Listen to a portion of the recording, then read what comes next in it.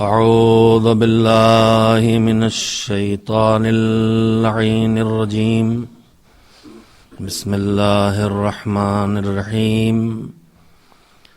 الحمد لله رب العالمين والعاقبة للمتقين والجنة للموحدين والنار للملحدين، والصلاة والسلام على سيد الأنبياء والمرسلين سيدنا ونبينا وشفيعنا أبي القاسم محمد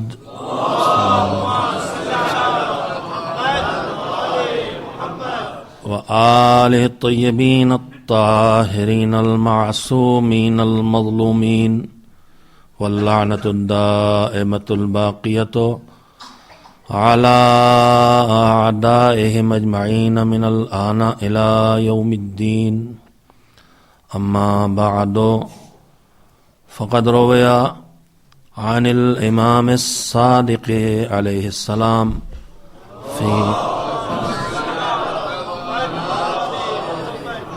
في دعاء له بعد زيارة يوم العاشوراء خطابا إلى الله: اللهم أحيني حياة محمد وذريته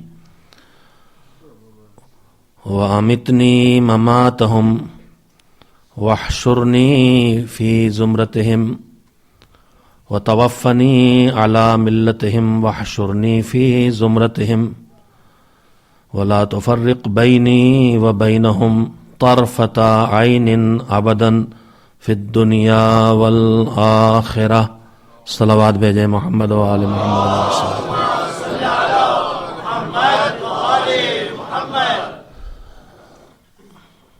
ماہ حسین، ماہ عزائے حسین، وہ مہینہ کہ جس کا چاند نکلتا ہے تو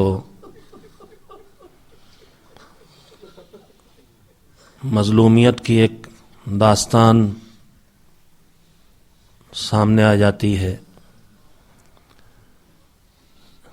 جس میں رسول کے فرزند اور ان کے کنبے کو صرف اس لیے کہ وہ حق کو برپا کرنا چاہتے تھے، باطل کو مٹانا چاہتے تھے، اور اپنے جد، اپنے نانا اور اپنے بابا کی امت میں اصلاح کرنا چاہتے تھے، ان کو ظلم و ستم کے ساتھ شہید کیا گیا. عزیزان محترم اور عزاداران امام مظلوم، میں نے ان ایام عزا میں آپ حضرات کے سامنے اپنی گزارشات کو پیش کرنے کے لیے سید الشہداء کی جو مشہور و معروف زیارت ہے، زیارت عاشوراء، اس زیارت کے بعد جو دعا نقل ہوئی ہے ہمارے چھٹے امام حضرت جعفر صادق علیہ الصلاۃ والسلام سے،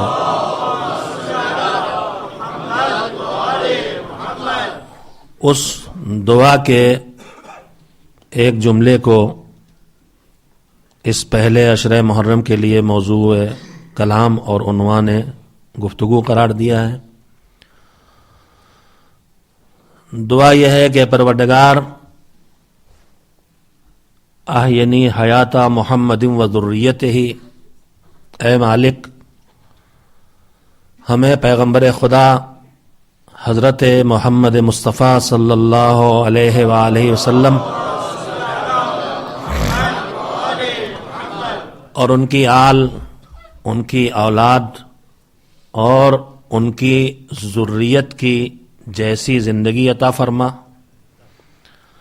وَأَمِتْنِي مَمَاتَهُمْ، اور صرف زندگی ان کی جیسی نہ ہو بلکہ ہماری موت بھی ان کی موت کی جیسی ہو. اور صرف اتنا ہی نہیں، وَتَوَفَّنِي عَلَى مِلَّتِهِمْ، ساری زندگی ان کے دین، ان کے مذہب، ان کی سیرت، ان کے کردار کے ساتھ زندگی بسر کر لینے کے بعد جب اس دنیا سے اٹھنے کا وقت آئے تو پھر انہی کی ملت پر مجھے اس دنیا سے اٹھا. ایسا نہ ہو کہ زندگی ان کے ساتھ بسر ہو جائے اور خدا نخواستہ موت سے پہلے کوئی بہکنے کی گنجائش پیدا ہو جائے.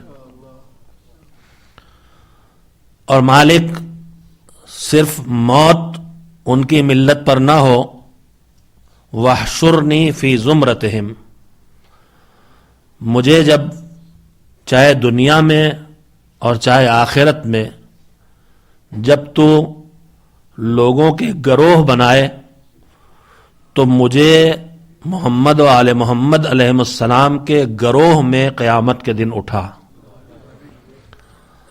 اور پھر اس کے بعد آخری جملہ اور زیادہ قابل توجہ ہے، اور اے پروردگار اتنے احسانات کرنے کے بعد ایک بڑا احسان اور کر دے، وَلَا تُفَرِّقْ بَيْنِي وَبَيْنَهُمْ طَرْفَةَ عَيْنٍ أَبَدًا فِي الدُّنْيَا وَالْآخِرَةِ.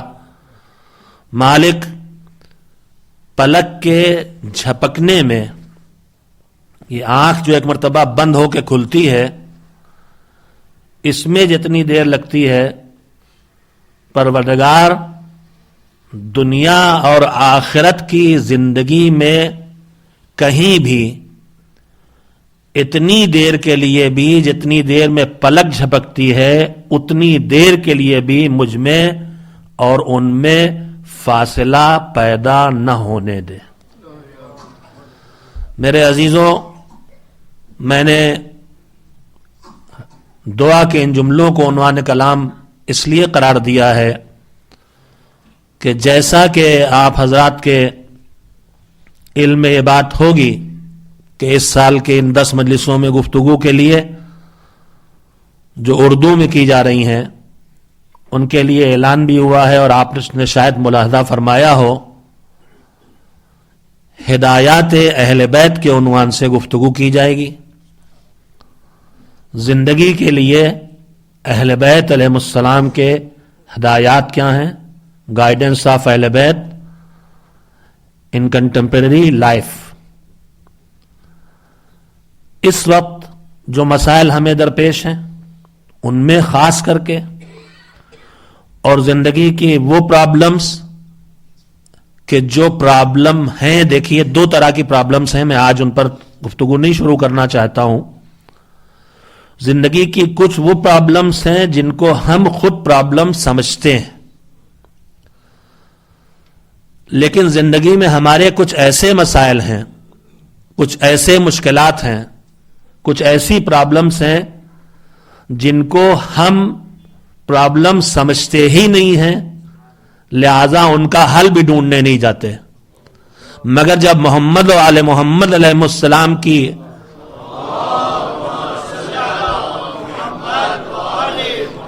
ہدایات کی روشنی میں دیکھا جائے، انہوں نے جو گائیڈنس دی ہے، انہوں نے جو کچھ ارشاد فرمایا ہے، انہوں نے جن پوائنٹس کی طرف متوجہ کیا ہے، انہوں نے جن نکات کی طرف متوجہ کیا ہے، تو پھر ہمیں پتا چلتا ہے کہ یہ تو وہ مشکل ہے جسے معصوم مشکل بتا کے پیش کر رہا ہے، ہماری نگاہ میں تو یہ مشکل ہی نہیں تھی. یا ہماری نگاہ میں نمبر 1 اور نمبر 2 اور نمبر 3 کی مشکلات جو تھیں، معصومین نے انہیں نیچے کی گریڈ میں کہیں ڈال دیا لے جا کے 10ویں 20ویں 50ویں گریڈ میں، اور کچھ ایسی مشکلات کی طرف ہمیں متوجہ کیا ہے جو ہماری نگاہ میں بہت نیچے تھیں. تو وہ زندگی کے مسائل اور موجودہ حالات میں زندگی کی صورتحال اور ان کے پیش پہنے گزشتہ سال بھی، پچھلے سال بھی جہاں جہاں مجلسیں پڑھی ہیں میں نے اسی موضوع پر گفتگو کی ہے، اور پچھلے سال اس موضوع پر گفتگو ہو کے اندازہ ہوا کہ اس موضوع پر تذکرے ضروری بھی ہیں، مفید بھی ہیں اور نتیجہ دینے والے بھی ہیں. لہذا اس سال جب یہاں مجھ سے موضوع پوچھا گیا تو میں نے پھر اسی موضوع کو رکھا ہے، اور میں انشاءاللہ کوشش کروں گا کہ آپ حضرات کے سامنے وہ چیزیں رکھی جائیں جو یا ہماری زندگی کے لیے ضروری ہوں یا ہم ان کی طرف متوجہ نہ ہوں اور ان پر توجہ نہ ہونے کے باعث اس کا نقصان ہمیں پہنچ رہا ہو۔ انہوں نے ہماری زندگی کے کوئی زندگی کا حصہ ایسا باقی نہیں بچا ہے جس میں ہدایت نہ دی ہو۔ انہوں نے اپنی پوری زندگیاں قربان کی ہیں۔ آج جس مظلوم کی یاد منانے کا آغاز ہو رہا ہے اور جس کے لیے اللہ نے ہمارے سینوں میں، ہمارے دلوں میں وہ درد دیا ہے، میں آپ سے پوچھتا ہوں، میرے بابا کا انتقال ہو جائے، میرے فادر کا انتقال ہو جائے، جس وقت انتقال ہوتا ہے آدمی روتا ہے، بے چین ہوتا ہے، پھر 40ویں میں پھر روتا ہے، چھماہی میں پھر روتا ہے، برسی میں پھر روتا ہے، لیکن 2 4 10 سال جب گزر جاتے ہیں تو یہ رونے کا فاصلہ بھی بڑھتا جاتا ہے اور رونے کی بے چینی بھی گھٹتی جاتی ہے، روزے کی بے چینی گھٹتی جاتی ہے۔ باپ کو ہم رو لیے، یا زیادہ سے زیادہ جب باپ یاد آ جائیں گے کسی وقت، کبھی تو باپ کو یاد کر کے رونا آ جائے گا، ان کی کوئی پریشانی، ان کی کوئی بیماری، ان کی کوئی مجبوری یاد کر کے رونا آ جائے گا۔ ماں کو ہم رو لیتے ہیں، لیکن کتنا روتے ہیں؟ جب ماں دنیا سے چلی جاتی ہے بہت روتے ہیں، جیسے جیسے مدت گزرتی جاتی ہمارا رونا گھٹتا جاتا ہے، اور اس کے بعد پھر وہ وقت آ جاتا ہے کہ کبھی کبھار ماں کی کوئی دشواری، غربت میں انہوں نے زندگی بسر کی، آج اللہ نے ہمیں حیثیت دے دی ہے، ہم کوئی کھانا کھانے بیٹھے جو ہماری ماں کبھی نہیں کھا سکی تھی، تو ہمیں یاد آ جاتا ہے کہ ہم اپنی ماں کو ایک خوراک کھانا بھی نہ کھلا سکے، رو پڑتے ہیں، یاد آتا ہے، بزرگ یاد آ جاتا ہے، رو دیتے ہیں۔ مگر میں آپ سے پوچھتا ہوں کہ ماں اور باپ کو ہم رو لیتے ہیں اور وہ بھی دھیرے دھیرے رقم گھٹتا جاتا ہے، دادا کو کتنا روتے ہیں، پر دادا کو کتنا روتے ہیں؟ آخر ہمارے آباء و اجداد بھی تو جناب آدم تک گزرے ہیں، لیکن جن کا انتقال 10 سال 20 سال 30 سال 40 سال 50 سال ہوئے، ان کو کبھی کبھی رو لیتے ہیں۔ اس کے آگے دادا کا تذکرہ آئے، پر دادا کا تذکرہ آئے، آباء و اجداد کا نام آتا رہے، شجرہ بھی لے کے بیٹھ جائیں، فاتحہ بھی پڑھ دیں، مگر ان پہ گریہ نہیں آتا ہے، رونا نہیں آتا ہے۔ یہ اللہ نے صرف حسین کو خصوصیت بخشی ہے کہ 14 صدیاں گزر گئی ہیں، مگر جب نام حسین لبوں پہ آتا ہے دل بے چین ہو جاتے ہیں اور آنکھوں سے آنسو رواں ہو جاتے ہیں۔ اللہ نے یہ خصوصیت حسین کو کیوں عطا کی ہے، میں اس وقت گفتگو نہیں کروں گا، کسی دن دوران گفتگو یہ تذکرہ بھی مختصراً آئے گا۔ اللہ نے حسین کو مومنین کے دلوں میں جو یہ جگہ دی ہے، جس کے بعد آدمی اپنا سب کچھ چھوڑ کے یا حسین کہنے کے لیے جمع ہو جاتا ہے۔ ابھی صرف فقرے آئے ہیں، حسین کے نام کا نام آیا ہے، مختصر سے تذکرہ مصیبت تھا اور آپ سب بے چین ہو رہے تھے۔ مجلس ہوگی روزانہ، مصیبتیں پڑھی جائیں گی، آنسو بہیں گے، یا حسین لبوں پہ آئے گا۔ میں آج آغاز میں عاشورے محرم کے پہلی تاریخ کو جو بات سب سے پہلے کہہ دینا چاہتا ہوں عزیزو، کہ پورے 1 سال کی زندگی ہم نے گزاری ہے پچھلے محرم کے بعد، اور یہ زندگی بھی ہمیں حسین کے طفیل میں ملی۔ خالی ایسا نہیں ہے کہ فطرس کو پر حسین کے طفیل میں ملے، انہیں تو پر ملے تھے، ہمیں تو یہ زندگی حسین کے طفیل میں ملی ہے۔ حسین نہ ہوتے تو ہم نہ ہوتے، یہ دنیا ہی نہ ہوتی، ہم بھی نہ ہوتے۔ حسین کے طفیل میں زندگی ملی ہے۔ اگر ہم حسین کرتے ہیں تو یہ ہماری ذمہ داری ہے، اگر ہم حسین کو یاد کرتے ہیں تو یہ ہماری خوش نصیبی ہے کہ اللہ نے ہمیں ان میں قرار دیا ہے جو حسین کو یاد کرنے والے۔ مگر میرے عزیزوں، جو بات آج پہلے دن آپ کی خدمت میں کہہ دینا چاہتا ہوں کہ اللہ نے ہم کو یہ لمبی زندگی 1 سال کی اور دے کے دوبارہ محرم تک پہنچایا۔ اس محرم تک آئے جس محرم میں کسی دن اول محمد کا تذکرہ آئے گا تو پتا چلے گا کہ گود کے پالوں کو دین کے لیے قربان کیسے کیا جاتا ہے۔ کسی دن عباس ابو الفضل کا تذکرہ آئے گا تو معلوم ہوگا کہ اختیار میں سب کچھ آ جانے کے باوجود ایثار و قربانی دی کیسی جاتی ہے. کسی دن نوجوان قاسم کا تذکرہ آئے گا تو یہ احساس ہو جائے گا کہ کم سنی کے باوجود دین حق کے قیام کے لیے اپنی پورے وجود کو کیسے لگا دیا جاتا ہے. تو جیسے جیسے تذکرے آتے رہیں گے ان نیکیوں اور ان بھلائیوں کی طرف ہمیں متوجہ کرتے رہیں گے.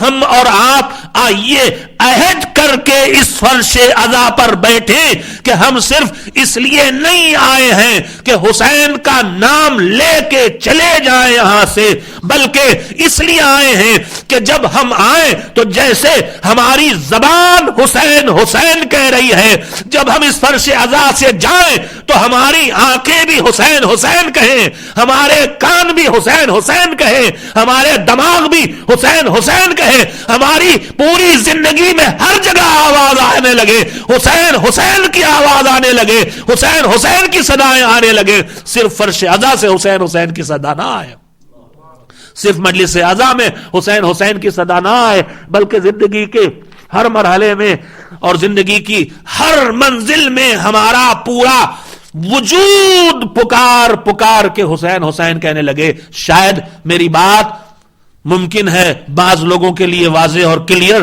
نہیں ہو سکی. زبان کے حسین حسین کہنے کا مطلب یہ ہے کہ اب اس پر حسین ہے, اب کچھ اور نہیں ہے. تو پھر آنکھوں میں حسین حسین کا مطلب یہی ہے کہ جو پیغام حسین ہے, جو مقصد حسینیت ہے, جو حسین نے اپنی قربانی کے ذریعے بچایا ہے, جو حسین نے اپنی قربانی کے ذریعے پہنچایا ہے, وہ سب ہماری زندگی میں دکھائی دینے لگے. یہ پوری زندگی حسین حسین کہنے لگے. ایک صلوات بھیجیں محمد و آل محمد علیہ وسلم.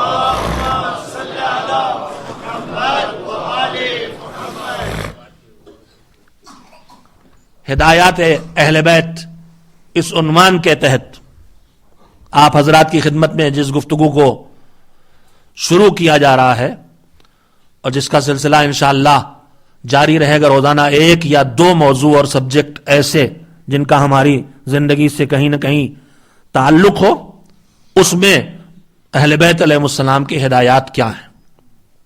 آج اس گفتگو کے آغاز میں سب سے پہلے یہ بات کہنا چاہتا ہوں کہ آخر ہدایات حاصل کرنا ہے تو اہل بیت ہی کیوں؟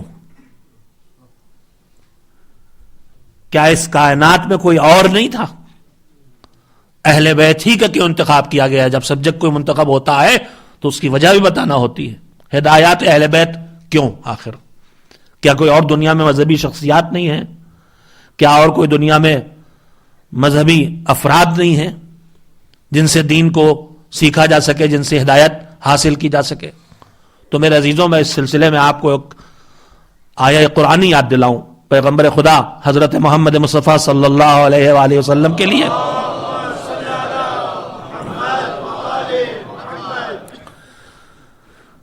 پروردگار عالم کہتا ہے لقد کان لکم فی رسول اللہ اسوۃ حسنۃ لمن کان یرجو اللہ والیوم الآخر وذکر اللہ کثیرا. اللہ کہتا ہے کہ اے انسانوں اور اے مسلمانوں, تمہارے لیے اللہ کے رسول میں عمل کا بہترین نمونہ موجود ہے. تمہیں زندگی کے کسی شعبے میں کچھ کرنا ہے, مذہب کا کوئی کام کرنا ہے, کاروبار کا کوئی کام کرنا ہے, کھیتی کا کوئی کام کرنا ہے, لوگوں سے تعلقات کا کوئی کام کرنا ہے, سیاست میں جانا ہے, سوشل ورک میں جانا ہے, کہیں بھی جانا ہے, زندگی کے کسی شعبے میں تمہیں جانا ہے, تو تمہارے لیے اللہ کے پیغمبر میں بہترین نمونہ موجود ہے. وہ تمہاری ہدایت اور تمہاری گائیڈنس کا ذریعہ ہے. ان سے سیکھو کہ تمہیں یہ کام کیسے کرنا ہے. اب سب کی ذمہ داری یہ ہے کہ ہمیں اپنے پیغمبر سے سیکھنا ہے, چاہے وہ چھوٹے چھوٹے کام ہو روزمرہ کے. نماز پڑھنا ہے تو کس سے سیکھنا ہے؟ نماز کیسے پڑھی جائے گی؟ پیغمبر سے سیکھنا ہے. اگر ہمیں وضو کرنا ہے تو ہم کس سے سیکھیں گے کہ وضو کیسے کیا جائے گا؟ پیغمبر سے سیکھنا ہے. اور چاہے بڑے بڑے کام ہو, چاہے چھوٹے سے چھوٹے کام ہو, اور چاہے بڑے سے بڑے کام ہو, اللہ کے پیغمبر سے سیکھنا ہے. اب پیغمبر پورا دین لوگوں کو بتا گئے کر کے سکھا گئے, نماز ایسے پڑھو, روزہ ایسے رکھو, اس وقت سے اس وقت رکھ, کھانا پانی چھوڑو, سب کچھ کر گئے وہ. لیکن مسئلہ یہ ہے کہ ہمیں تو پیغمبر ملے نہیں. دین پورا ہمیں پیغمبر سے سیکھنا ہے, ہدایت ہمیں پیغمبر سے حاصل کرنا ہے, اور پیغمبر ہمیں ملے نہیں.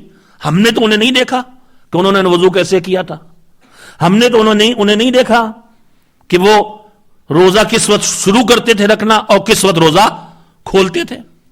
ہم تو ان کے ساتھ نہیں تھے کہ ہم نے دیکھا ہو کہ وہ حج کرنے گئے تو انہوں نے کیا کیا کیا. تو اب ہم کیسے سیکھیں؟ تو ظاہر اس کا جواب یہ ہے کہ ہم نے نہیں دیکھا ہے, لیکن پیغمبر کو کسی نے نہیں دیکھا ایسا تو ہے نہیں.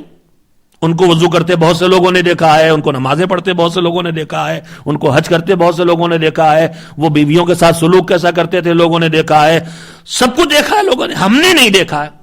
تو ہم نے سوچا ٹھیک بات ہے, پھر ایسا کرتے ہیں کہ جنہوں نے دیکھا ہم ان سے پوچھیں.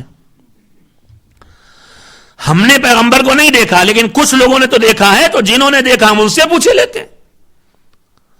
اب ہم جو تلاش کرنے نکلے کہ پیغمبر پورے دین کو انہوں نے عمل کر کے دکھایا ہے, تو جن لوگوں نے دیکھا ہے ہم ان سے دین کو سیکھ لیں. اب جو ہم دیکھنے نکلے کہ کنوں نے دین کو دیکھا, پیغمبر کو دیکھا, نماز پڑھتے دیکھا اور وضو کرتے دیکھا اور حج کرتے دیکھا اور قرآن پڑھتے دیکھا اور منبر پہ خطبہ دیتے دیکھا, سب کچھ دیکھا, کنوں نے دیکھا. تو اب جو ہم نے جستجو کی, تلاش کی, تو ہمیں 3 طرح کے لوگ دکھائی دیے. توجہ دیں, میں نے آپ کی خدمت میں عرض کہا تھا کہ اہل بیت ہی کیوں, ہمیں 3 طرح کے لوگ دکھائی دیں. تھوڑی دیر آپ خاموشی سے سننے پہ مجبور ہوں گے, لیکن بات انشاءاللہ ذہنوں تک پہنچے گی. 3 طرح کے لوگ ہمیں دکھائی دیے جنہوں نے پیغمبر کو دیکھا ہے.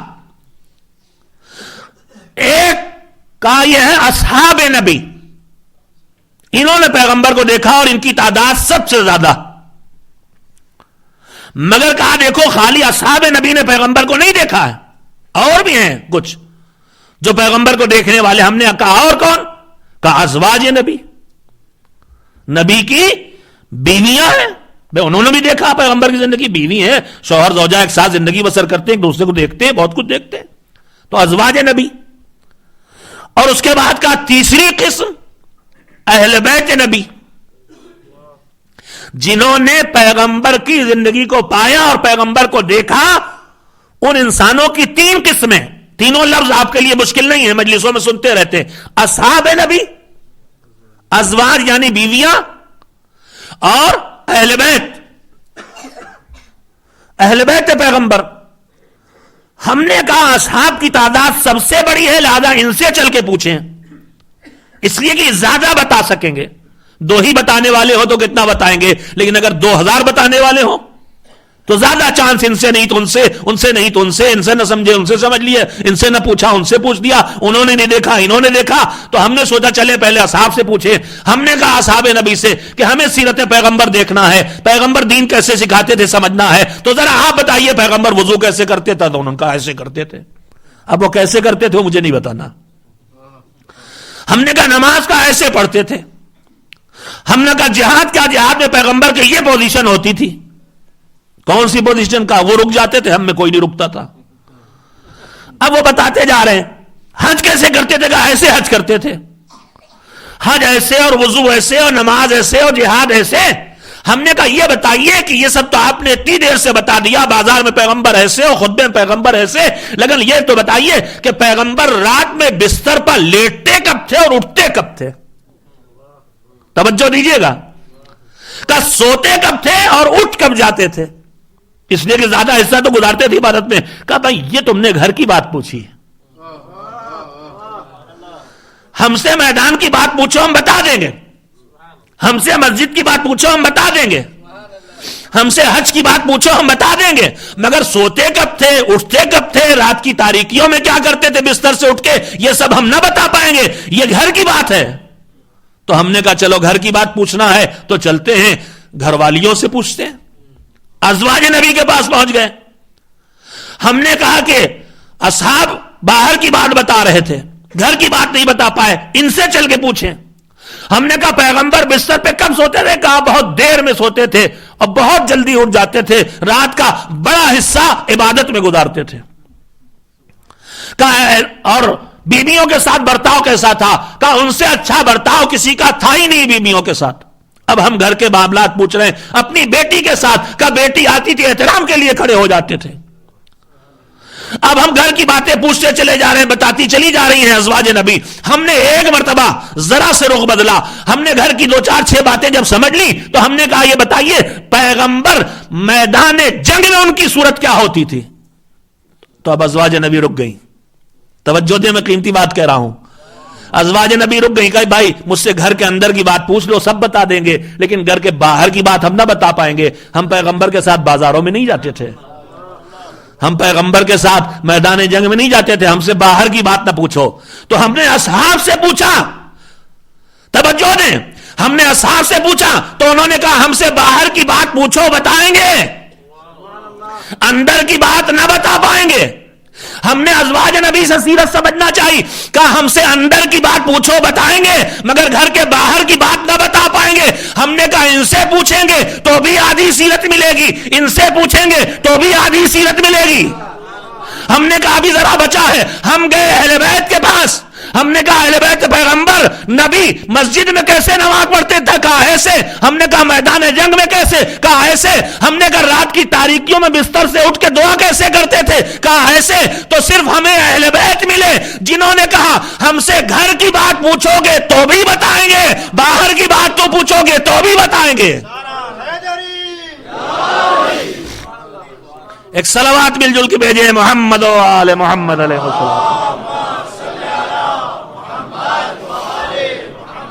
تو اگر مکمل حیات پیغمبر سیکھنا ہے اور ہدایت مکمل ہدایت تک پہنچنا ہے تو صرف اور صرف اہل البیت علیہم السلام ہیں جن کے ذریعے مکمل دین کو سیکھا جا سکتا ہے۔ یہ تو ایک بات۔ آج میں نے عرض کیا تھا میں تمیدی گفتگو کروں گا، تھوڑا سا آپ بھی گفتگو سے نزدیک ہو جائیں گے، تھوڑا میں بھی آپ کے نزدیک پہنچنے کی کوشش کروں گا، اور جو موضوع رکھا گیا اس کے اوپر کل سے براہ راست گفتگو شروع ہوگی، آج اس کے تمہید ہے۔ دوسری بات، اور وہ بھی بڑی قیمتی بات، اور شاید میں نے کبھی کسی معصوم کے تذکرے میں یہ بات آپ سے کہی ہو، کہ پہلی بات تو یہ کہ گھر کی زندگی کے بارے میں اصحاب نہیں بتا سکتے، اور باہر کی زندگی کے بارے میں ازواج نہیں بتا سکتی۔ مکمل زندگی پیغمبر کی اگر کوئی کسی کے پاس ہے تو وہ صرف اور صرف اہل بیت علیہم السلام ہے۔ دوسری بات، ایک صلوات ذرا بھیجے محمد و آل محمد۔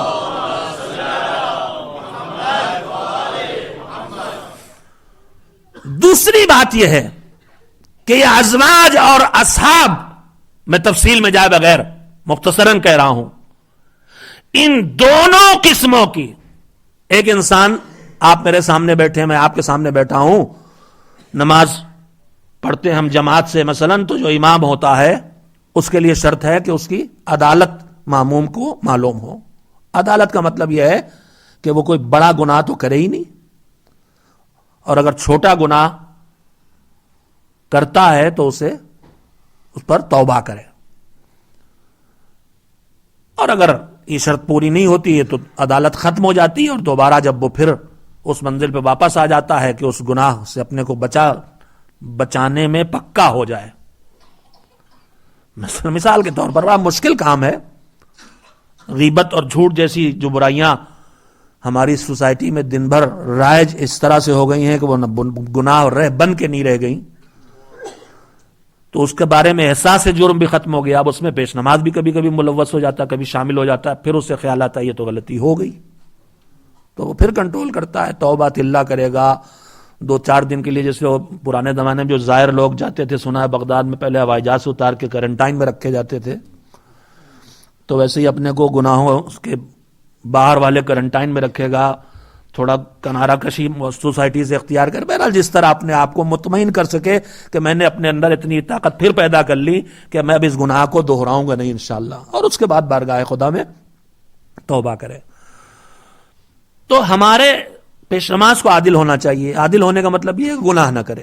گناہ نہ کرے کا مطلب یہ ہے کہ اس کی زبان بھی گناہ نہ کرے، اس کی آنکھیں بھی گناہ نہ کریں، اس کے کان بھی گناہ نہ کریں، اس کے ہاتھ پیر بھی گناہ نہ کریں، تبھی وہ عادل کہلائے گا۔ یہ بتائیں آپ کہ یہ آدمی جو گناہ نہیں کرتا عدالت کی منزل پہ ہے، اس کو زبان پر قابو ہے، اس کو آنکھوں پر قابو ہے، اس کو کانوں پر قابو ہے۔ چلیے تھوڑی اور اس سے کلیئر اور واضح مثال دے دوں۔ رمضان کے مہینے میں چھوڑیے عدالت کی بحث کو، رمضان کے مہینے میں ہم آپ سب روزہ رکھتے ہیں۔ روزہ رکھنے کا مطلب یہ ہے جو اور چیزیں ہیں حرام تو ہیں ہی، دو مین چیزیں ہیں، ایک ہے کچھ کھانا نہیں ہے اور ایک ہے کچھ پینا نہیں ہے۔ اب رمضان کا مہینہ ہے، رہتے ہم آپ ایسے علاقوں میں ہیں کہ جہاں اکثریت مسلمانوں کی نہیں ہے، جو مسلم ممالک کے وہاں تو ہوٹل سب بند ہو جاتے ہیں، کچھ دکھائی ہی نہیں دے گا کھانے پینے کا چکر دن بھر۔ لیکن جن علاقوں ہم آپ رہ رہے ہیں وہاں تو ہر آدمی کھا پی رہا ہے، پورے آفس میں ایک اکیلے آپ ہیں، بس آپ روزہ ہیں، اور تو سب لوگ اب لنچ ٹائم ہوا، کوئی کافی پی رہا ہے، کوئی چائے بنا کے پی رہا ہے، کوئی ڈبل سٹوری سینڈوچ کھا رہا ہے۔ ہاں میں نے یہاں سنگل اسٹوڈیو دیکھا ہی نہیں تو میں کیا کروں۔ اب چاروں طرف کھانا پینا چل رہا ہے، آپ کو بھی روزہ رکھے ہوئے 8 گھنٹے ہو گئے جو روزے آج کل آ رہے ہیں رمضان والے، یہ محرم کا مہینہ نہیں جو صبح ہوتے ہی شام ہو جاتی ہے، وہاں صبح ہونے کے بعد زندگی کی شام ہونے لگتی ہے، اپنی شام نہیں ہو پاتی۔ اب 8 گھنٹے ہو گئے ہیں، بھوکے بھی ہیں پیاسے بھی ہیں، کوئی کافی پی رہا ہے، کوئی چائے پی رہا ہے۔ روزانہ کی عادت یہ تھی کہ ہر 2 گھنٹے پہ ایک مرتبہ 1 کپ کافی پیتے تھے، روزہ ہیں، پھر قیمتی بات کہہ رہا ہوں اور متوجہ ہو جائیں آپ انشاءاللہ تو شکر گزار ہوگا۔ کافی پی رہا ہے، کوئی چائے پی رہا ہے، آپ کی بھی کافی کی عادت ہے، کافی پیتے دیکھ کے آپ روزہ ہیں، آپ کافی نہیں پیئیں گے، کافی نہیں پیئیں گے، اپنے اوپر قابو ہے، اپنے اوپر کنٹرول ہے، اپنے دہن پہ، اپنی زبان پہ، اپنے ہاتھوں پہ، سب پہ قابو ہے۔ مگر ایک سچی بات بتائیے گا کہ کافی پیتے دیکھ کے 8 گھنٹے 10 گھنٹے آپ کو گزر گئے ہیں، آپ نہ پیئیں کافی، لیکن کافی پیتے دیکھ کے کیا آپ کا جی بھی نہ چاہے کافی پینے کا؟ یہ کر سکتے ہیں آپ؟ ایمانداری سے جواب دیجئے تو جانوں۔ نہیں کہیں گے مولانا بھئی میں اس کی ذرا اور دیسی مثال دیتا ہوں، یہاں آپ کو ضرورت تھی نہیں تو میں اپنے علاقے میں مثال دیتا ہوں کہ ہم روزہ ہیں اور بس پہ مسافر ہیں، روزہ نہیں ہے بلکہ بس پہ سفر کر رہے ہیں اور اپنے علاقے میں چل رہے ہیں جہاں مسلم آبادی نہیں ہمارے وطن میں، اور وہاں ایک جگہ بیچ میں جگہ جو ہوتے ہیں کناروں پر ہوٹل، وہاں رکے، اب وہاں پکوڑیاں بھی تلی جا رہی ہیں اور کچوڑیاں بھی تلی جا رہی ہیں اور سموسے بھی نکل رہے ہیں اور زبردست اب بھوک بھی لگی، مجھے بھی 8 گھنٹے ہو گئے ہیں، سب کھا پی رہے ہیں۔ تو میں وہاں کہتا ہوں کہ کیا نہ کھائیں یہ کچوڑیاں پکوڑیاں، لیکن جو املی کی چٹنی ڈال کے وہ کچوڑی پکوڑی کھاتا ہے تو کیا منہ میں پانی بھی نہیں آئے گا؟ تو وہاں یہ مثال دیتا ہوں۔ تو نہ کھائیں یہ قابو ہے، بس میں متوجہ کرنا چاہتا ہوں آپ کو، آپ کافی نہ پیئیں یہ قابو ہے اپنے ہاتھ پہ، اپنے منہ پہ، اپنے پیٹ پہ۔ قیمتی جملہ یہ کہنا چاہتا ہوں، ہاتھ پیروں پر ہم کو قابو ہے، لیکن ہم کو اپنے دل پر بھی قابو ہو کہ کھاتے دیکھ کے کھانے کا جی نہ چاہے، پیتے دیکھ کے پینے کا، ہاں یہ پینے یہاں والا بھی کہہ لیجئے، دل پہ بھی قابو ہے کہ پیتے دیکھ کے بھی پینے کا دل نہ چاہے، یہ ہمارے بس کی بات نہیں ہے۔ مگر اس کائنات میں نہ اصحاب نبی، نہ ازواج نبی، نہ مسلمانوں کوئی اور قسم، یہ صرف محمد و آل محمد ہیں کہ جن کے لیے قرآن میں اللہ ضمانت لیتا ہے وَمَا تَشَاءُونَ إِلَّا أَن يَشَاءَ اللَّهُ، تم تو وہی چاہتے ہو جو اللہ چاہتا ہے. یعنی انہیں صرف اپنے ہاتھوں اور پیروں پہ قابو نہیں ہے, انہیں اپنی زبان پہ قابو نہیں ہے, بلکہ انہیں اپنے دل پہ بھی قابو ہے. جو مشیت پروردگار ہو گئی وہی محمد و آل محمد کی مرضی ہوگی. صلوات بھیجے محمد و آل محمد.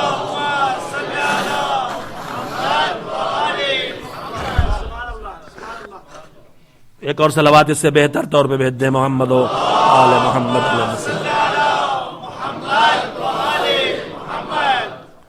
مالک نے ان کے کردار کی ضمانت لی ہے, مالک نے ان کے کردار کی ضمانت لی ہے. ان کے یہاں کسی جگہ بھی گنجائش نہیں ہے کسی طرح کی بھی غلطی کی یا غلط رائے دینے کی, غلط رہنمائی کرنے کی. اور پھر تیسری اور آج کے تذکرے میں میرے خیال سے آخری بات ہوگی کہ اس کریم کا ایک اور انتہائی کرم ہے. اس نے محمد و آل محمد علیہ السلام کو یکساں کردار عطا کیا. جو کردار اس نے اپنے پیغمبر کو دیا وہی اس نے اپنے پیغمبر کے جانشینوں کو عطا کیا. انہیں عصمت دی تو انہیں بھی عصمت دی, ان کے کردار کی ضمانت لی تو ان کے کردار کی ضمانت لی. ان کے لیے بتایا کہ یہ اللہ کی مرضی کے خلاف جا نہیں سکتے تو ان کے لیے بتایا کہ یہ اللہ کی مرضی کے خلاف جا نہیں سکتے. اب 1,24,000 نبی گزرے اور ان 1,24,000 نبیوں میں آخری پیغمبر حضرت محمد مصطفیٰ صلی اللہ علیہ وآلہ وسلم.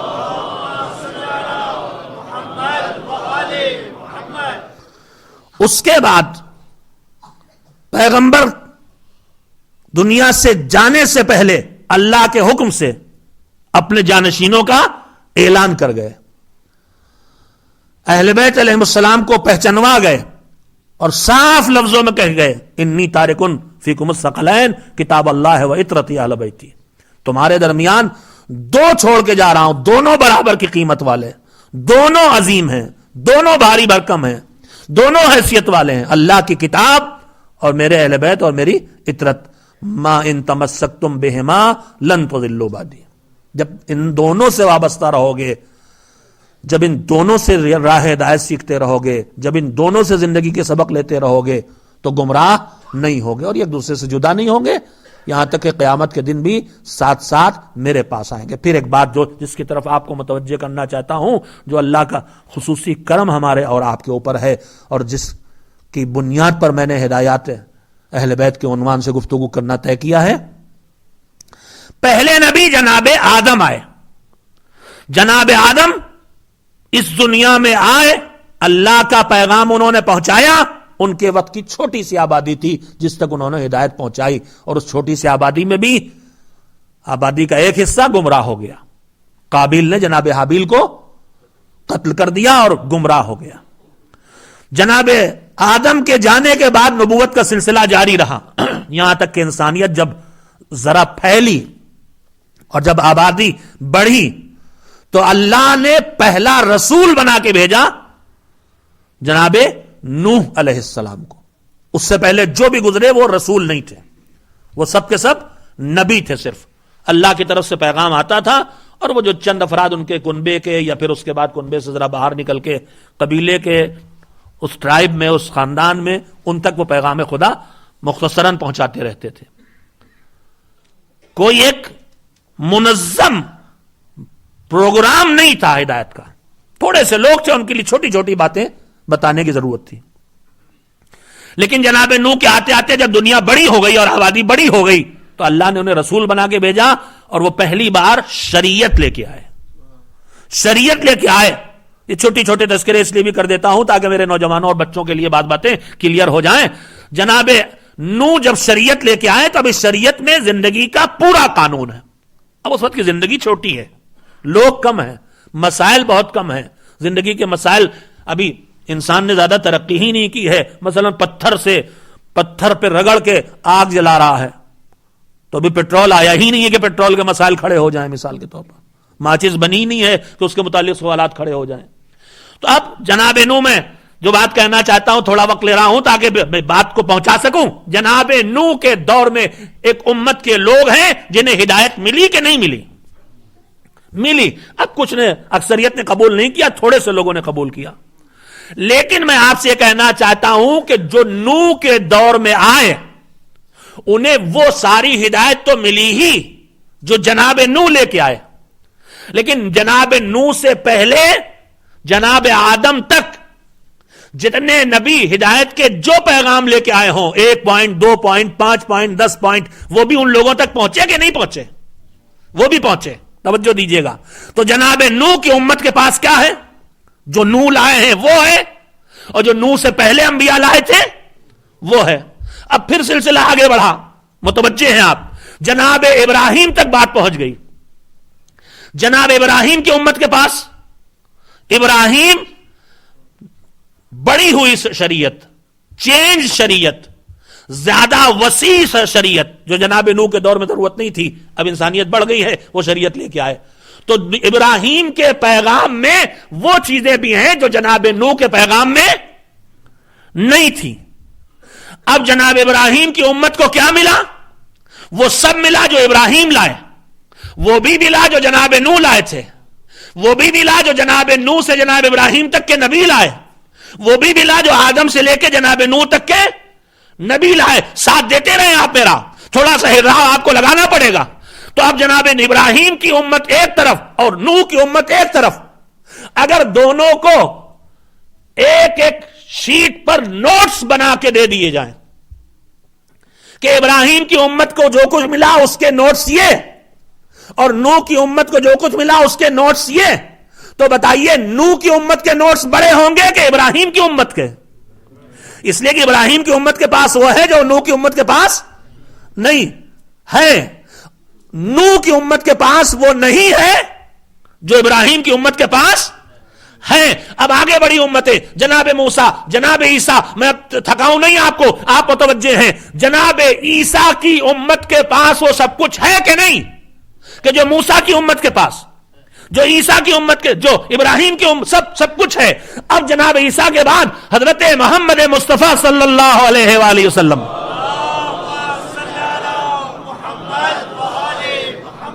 میں محنت کر رہا ہوں کہ آپ تک بات کو پہنچا سکوں, اور آپ مجلس کے بعد یہ نہ کہیں کہ غلط فیصلہ کر لیا گیا, کون سا مولوی بلا لیا. خیر یہ تو کہیں گے ہی, آپ پچھتاتے رہیے گا. فی الحال تو سلوات بھیجیے.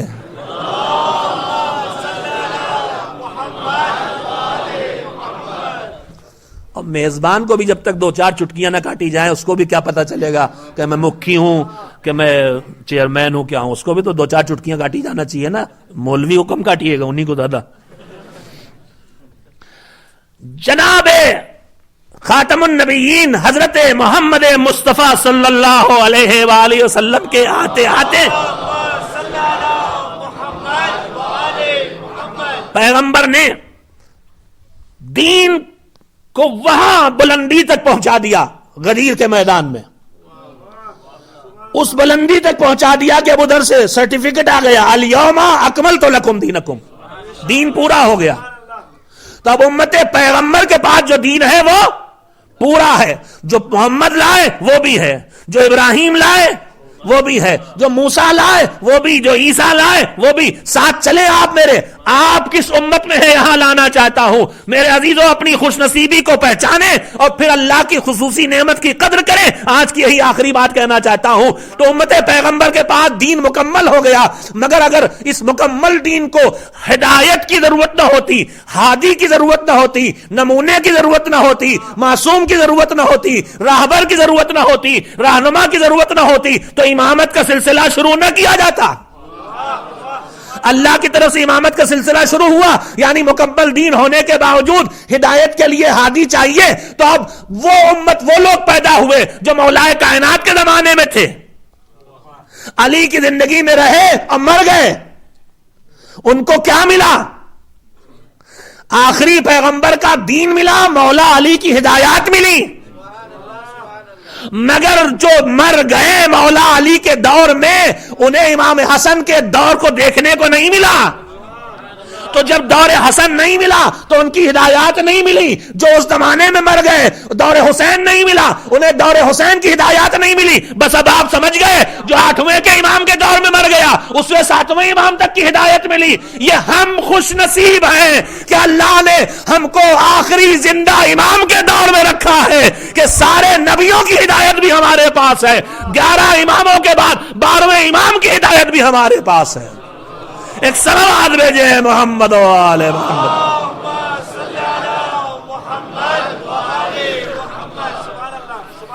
ہمارے پاس ہدایت کا وہ ذخیرہ موجود ہے جو اس زمین پر ہم سے پہلے کسی اور امت کو نہیں ملا ہے. اور پھر یہیں سے ہمیں سمجھ لینا چاہیے کہ جتنی نعمت بڑھے اتنی ذمہ داری بڑھتی ہے. مولا علی کے دور میں جس دنیا سے اٹھ گیا ہے اس کی ذمہ داری شاید کچھ کم رہی ہو, کہ ان کو سکھانے والا ایک ہی ملا تھا. جو امام حسن علیہ السلام کی زندگی میں دنیا سے اٹھ گیا شاید اس کی ذمہ داری کچھ کم ہو ہم سے, لیکن ہمارے پاس تو کل اللہ کہے گا تمہارے پاس تو 14 سورج تھے. میرے عزیزو, اس زمین پر ایک سورج خالی چمکتا ہے تو گھر کا کوئی گوشہ تاریک نہیں رہ جاتا. اب اگر کوئی اپنے گھر کی کھڑکیوں پہ پردے ڈال کے بیٹھ جائے, دروازے بند کر کے بیٹھ جائے, روشن دان بند کر کے, ونڈوز بند کر کے بیٹھ جائے اور پھر کہے کہ ہمارے گھر میں اندھیرا ہے, تو اس سورج کی کمی نہیں ہے, یہ پردہ ڈال لینے والوں کی کمی ہے. عزیزو, ہماری زندگی میں 14 ہدایت کے سورج ہیں. اس کے بعد اگر کہیں خدا نہ خواستہ اندھیرا پایا جاتا ہے تو اس اندھیرے میں ان 14 سورجوں کی روشنیوں کی کمی نہیں ہے. اس میں کہیں ہماری خیالات, کہیں ہماری مصلحتیں, کہیں ہماری رسم و رواج اور کہیں ہمارے گناہ پردہ پن کو اس نور کے آنے میں رکاوٹ تو نہیں پیدا کر رہی. بس میرے عزیزو, میری گفتگو کا مقصد اور محور یہی ہے انشاءاللہ کہ ان دنوں میں جب بات کے قبول کرنے کی صلاحیت اللہ کی طرف سے بندے کے دل میں بڑھ جاتی ہے.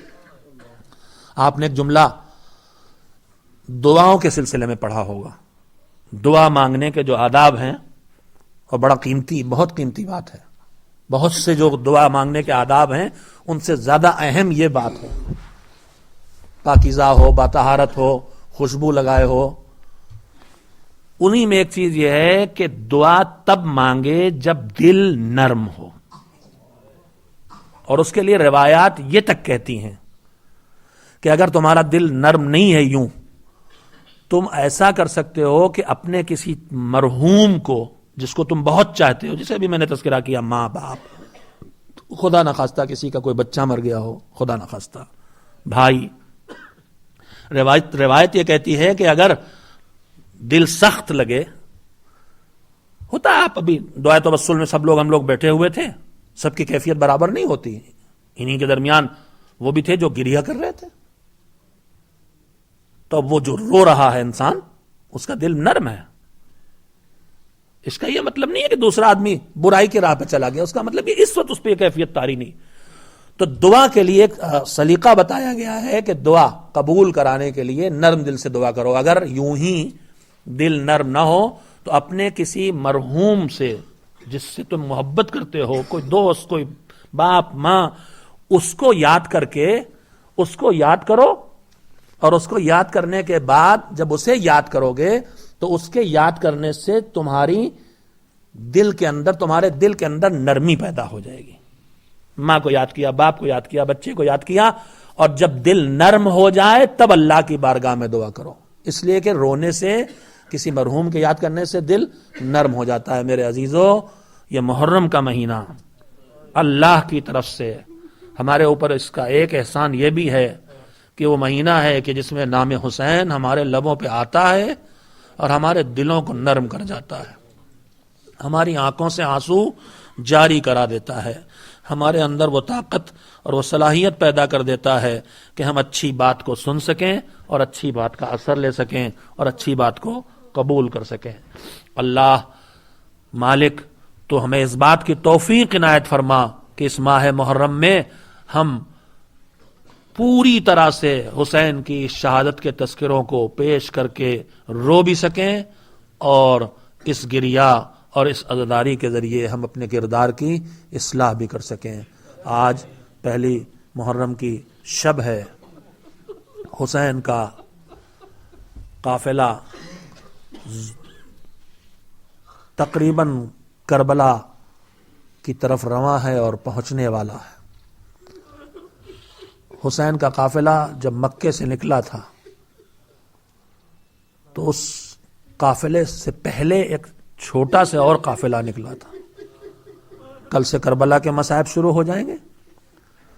آج میرا جی چاہتا ہے اور میں عام طور پر اس تاریخ کو اس شہید کے تذکرے سے مخصوص کر دیتا ہوں کہ جو شہید ہے تو کربلا ہی کا شہید، مگر کربلا میں شہید نہیں ہوا۔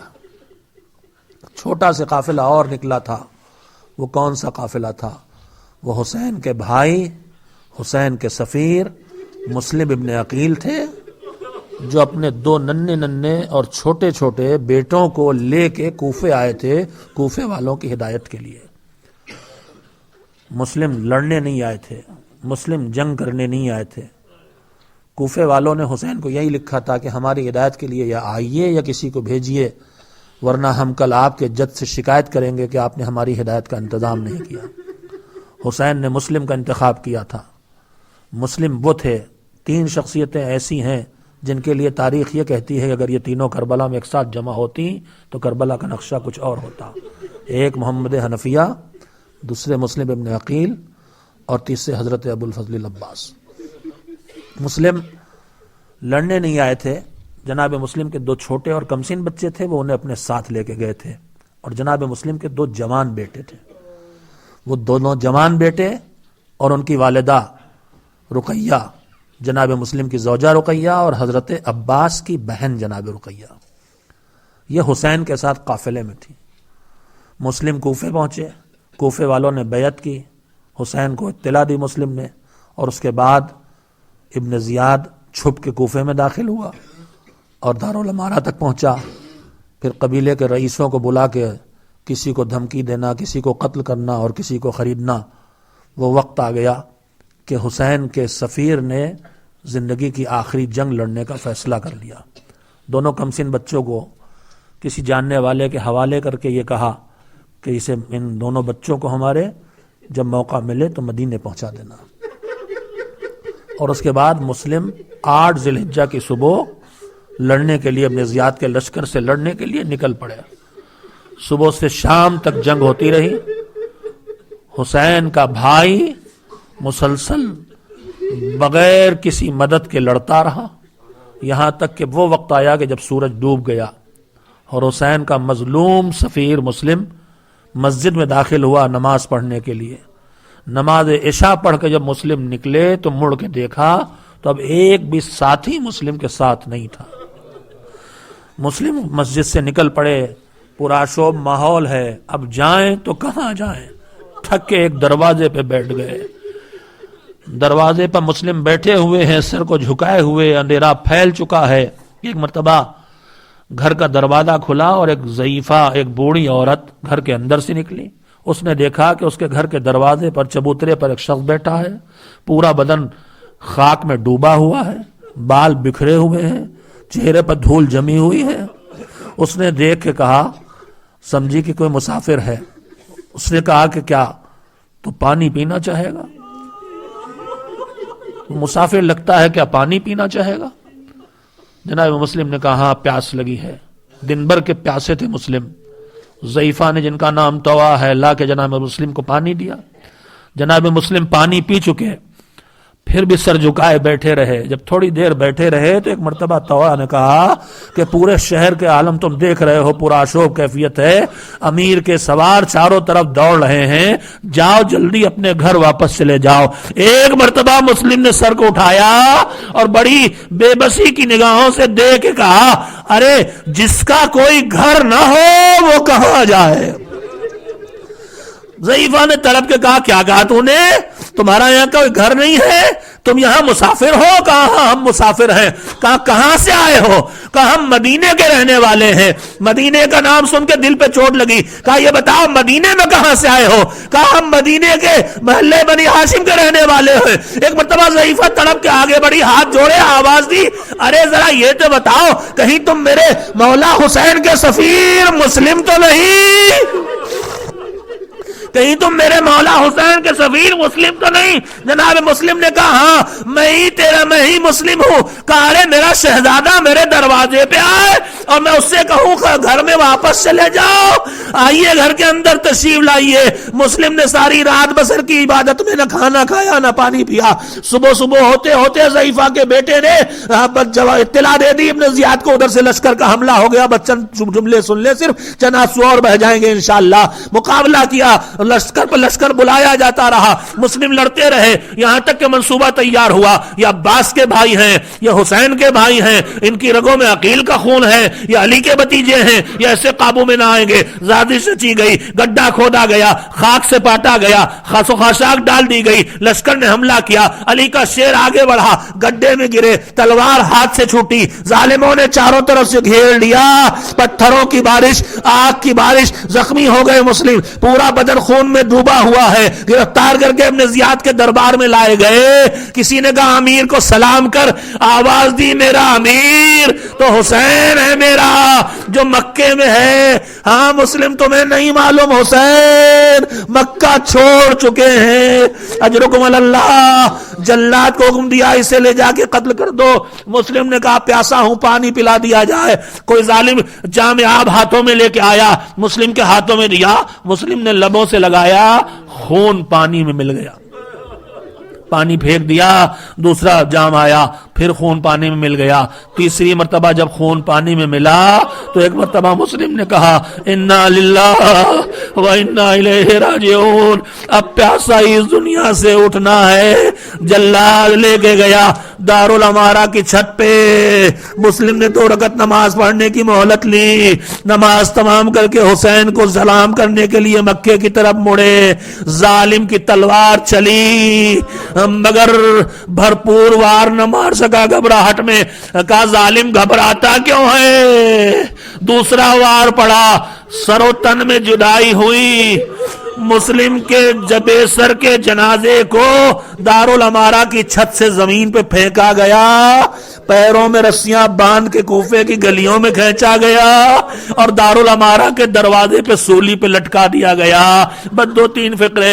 9 ذی الحجہ کو مسلم شہید ہوئے، 2 محرم کو حسین کا قافلہ کربلا پہنچا، 7 سے پانی بند ہوا، 10 کو حسین شہید ہو گئے، 11 محرم کی شام کو حسین کا قافلہ کوفے کی طرف لایا گیا، 12 محرم کی صبح کا وقت تھا، لٹا ہوا قافلہ دارالامارہ کے دروازے پہ پہنچا، آگے آگے بیمار امام، پیچھے پیچھے بیبیوں کا لٹا ہوا قافلہ، قافلے میں رقیہ، عباس کی بہن رقیہ، مسلم کی زوجہ رقیہ، سید سجاد نے چچا کے بے سر کے جنازے کو، مسلم کے جنازے کو سولی پہ لٹکا دیکھا، سلام کر کے آگے بڑھ گئے، پیچھے پیچھے بیبیاں، رقیہ کی نگاہ پڑ گئی، پہچان لیا یہ مسلم کی لاش ہے رکی۔ زینب نے ہاتھ پہ ہاتھ، کندھے پہ ہاتھ رکھا، بی بی بڑھو ورنہ تازیانے مارے جائیں گے۔ رقیہ نے ہاتھ جوڑے، اے میری شہزادی بس ایک لمحے کی اجازت دے دیجئے، بہت دنوں کے بعد مسلم ملے ہیں، موڑی میرے سرتاج مسلم تم پر سلام۔ مسلم تمہارے تن پہ سر نہیں تو تمہاری کنیز کے سر پہ چادر نہیں۔ مسلم میں نے سنا وقت شہادت پانی نہ پی سکے، ارے حسین تو 3 دن کے پیاسے ذبح ہوئے۔ مسلم میں نے سنا تمہارے پیروں میں رسیاں باندھ کے کھینچا گیا، ارے میں نے اپنی آنکھوں سے حسین کے اوپر دوڑتے ہوئے گھوڑوں کو دیکھا۔ میرے مسلم میں تمہیں خوشخبری سناتی ہوں، تمہارے 2 جوان بیٹے میرے ساتھ کربلا گئے تھے، دونوں شہید ہو گئے حسین پہ، خوب لڑے، تمہاری کمی محسوس نہ ہونے دی، مگر میرے سرتاج، میرے آقا، میرے مسلم 2 ننھے بچے تم لے کے آئے تھے، ارے وہ تو چھوٹے چھوٹے تھے، لڑ نہ سکتے تھے، میرے مسلم وہ میرے بچے کہاں ہیں؟ ماں تڑپ رہی تھی، ارے تڑپتی ہوئی ماں چلی گئی، کوئی نہ تھا جو ننھے ننھے بچوں سے ان ماں کو ملا دیتا۔ وَسَيَعْلَمُ الَّذِينَ ظَلَمُوا أَيَّ مُنقَلَبٍ يَنقَلِبُونَ۔ الا لعنت اللہ علی القوم الظالمین۔